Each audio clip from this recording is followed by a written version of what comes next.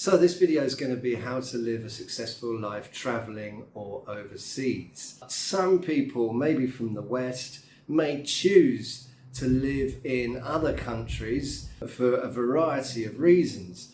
Maybe you find the cost of living too expensive, or that life is too stressful in your home country in the West, and you want to find a new life and expand your horizons and live in other countries. Now, we're all different people. You could be young, you could be old, maybe you've got dependents, maybe you've got a spouse or children. Another factor you've got to think of course, is about money or your job. So there's a lot to talk about on this subject, but I'm going to boil it down to a few commonalities that I think are very important, that will help you live a successful dream life abroad. Now, the first thing you've got to think about is people. Where you are living at the present moment, you may be close to family and friends. Now, you really have to think clearly about whether you can do without them. So if it's your family, maybe you have old parents, or maybe have children that have left home. Will Skype and Zoom calls be enough to continue that relationship, or would you be too worried about them? Could you handle a illness of an elderly relative easily? I know this from my experience. I've lost both of my parents whilst living on the other side of the world, and that is something that you'll need to think about. Similarly, about people that you may miss, not just your family. There's a whole community that you live in the West. Maybe it's a very strong community and you go out of your front door and wave at people in the first 5 minutes of the day. Now, could you live without that? Personally, I didn't have that problem at all, because I had been living in London and all my friends had left London because it was too expensive. And I'd been moving around within London as well, so there's very little community that I had that I missed. And now when I go outside my front door in Thailand, I'm waving to 3 people or more within the first minute that I know, but then I've been here for a long time. So you can recreate that community abroad, and I'll be talking about that later on in the video. But the next thing, of course, I'm going to talk about is work. Now, some of you will need to work in order to make a little bit of money. Now, there are various visas you can get in order to work remotely in other countries, but I'm not going to go down that route because every country has multiple different visas and they change all the time. Obviously, you need to research this, but also you may find that you could get a visa that doesn't enable you to work, but you could work online. I'm not saying this is 110% legal, but you may find that the host countries will turn a blind eye on a little bit of online work if you are not taking away a job from a local. But the pandemic has shown us that we can easily work from home remotely with 4G, 5G, Zoom and what have you, the internet. Well, of course, you can also work from another country remotely. But it's not just work that will bring in money, of course. So plenty of people may have a property that they own and they can rent out and then live comfortably on the rental income of that property. Many people may have savings that make interest and they can live comfortably on the interest of those savings. Many people don't have that, I appreciate, but these are things that you can calculate and see if they will enable you to live successfully abroad. When you are making these calculations, of course, always bear in mind variables. There will be variables between the foreign exchange, between your home country and your host country that can change quite considerably.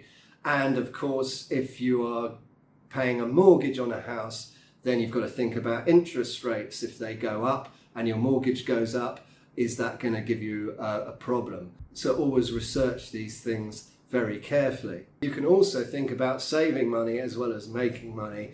And I always think that traveling forces you into minimalism. And minimalism means that you live with the devices and possessions at the absolute minimum. And then you find exactly what the most important parts of life are. And I certainly did. When you live in a country for 20 years, you realize you amass a lot of possessions. And when you go traveling, you need to just go with a suitcase. And it's really quite a rewarding procedure to see how much you can either throw away, give away, or sell of your possessions. So in your home country, are you taking exercise? Do you have a football team you go and play with every week? It's very important that you maintain that exercise. If you are a football player or someone who likes to do sports with other people, then you'll find it a little bit difficult. So you make sure you have an alternative. Luckily, gyms, air-conditioned gyms are ubiquitous around the world, so if you're okay with gyms, then that's okay with you, and fitness centres, that sort of thing. Of course, you can self-exercise in a room with just a yoga mat, and if that's a skill you have, I am very jealous of you, because that is something I am yet to master. And diet is just as important. If you have allergies, do research into whether you can buy the correct foodstuffs that your body requires, and don't ever skimp on your physical health. Please maintain an exercise routine as well as a healthy diet, because that will serve you well in the long run when you're traveling. And the most important part, I think, of successful traveling and living abroad is probably your mental health. I think that's probably the most important part of life. I think mental health is becoming more and more talked about because it's becoming more and more of an issue, and this predates the pandemic by decades and decades, and for a good reason. I think modern life is becoming increasingly stressful for people, and we're seeing the result of this in ailing mental health. So mental health when you're traveling is probably more important than mental health when you're staying at home. To take care of your mental health, there are many steps you can take. And a lot of them I've talked already about, because I've been talking about your friends and your family. The importance of having a good amount of human interaction when you are living abroad. Making sure that the 5 people you spend the most time with are 5 positive, energized, friendly people that have your best interests at heart.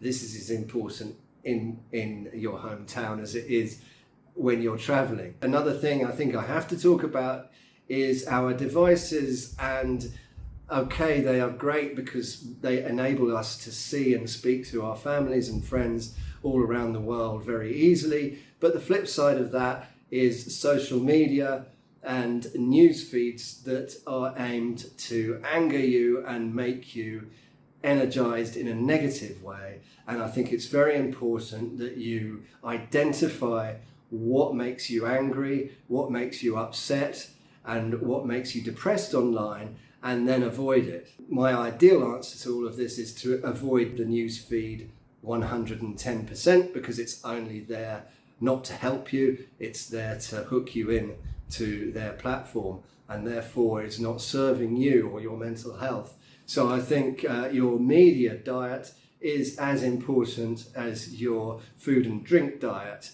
and don't fall into the trap that the big tech giants are laying down for you. But there are plenty of other things you can do for your mental health, and you might find that you are spending more time with yourself, certainly initially when you start traveling or living abroad, because you haven't had time to set up that circle of friends, which you will do, but it takes time. So during that time of spending extra time with yourself, it's actually quite something that you can enjoy. Make sure you're okay before you leave home. You're okay to sit with yourself and enjoy your own company. You can try meditation, journaling, reading, all sorts of best mental practices in order to keep you on an even keel. And as I say, other important things that I've already covered in this video is to keep a circle of positive friends with you at all times and steer clear of those news feeds. So I hope that helped. Few pointers there to help you live a successful dream life abroad or traveling. My name's Rob Coven. I'll see you in another video.